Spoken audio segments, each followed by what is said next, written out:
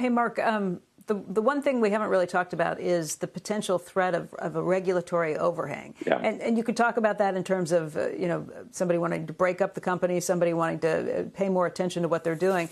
And with all of these issues with the NLRB, I mean, that's another one, too. You had Senator Bernie Sanders, who was traveling down to Alabama for this labor movement.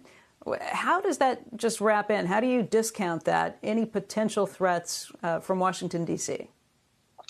Yeah, Becky, that's one of those black swan risks. It's very hard to quantify. It's very hard to capture. But yeah, you've got there's been pressure on the company in terms of its wage practices, although they were ahead of the curve in terms of going to $15 an hour. But it's clearly a very strong asset. It doesn't have the monopoly strength that a Google has in search, but they're getting more and more market share. That's probably the best defense for investors on Amazon, the fact that they account for still a single-digit percentage of total retail sales. So it's kind of hard to say that Amazon is truly dominant in a world that's going omni-channel.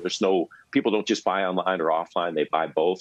So I think the regulatory risk is relatively limited for Amazon, but given the size of the company, it's going to be the single largest employer in the U.S. within a matter of about 3 years. There's going to be more and more scrutiny of Amazon, and there should be. It's a very large company, and it should be scrutinized. But I haven't seen anything that suggests that near term we're going to have a negative impact on its earnings. And I think the idea that it would be split up, broken up, I think that's very hard to see that actually happening in practice. Shepard Smith here. Thanks for watching CNBC on YouTube.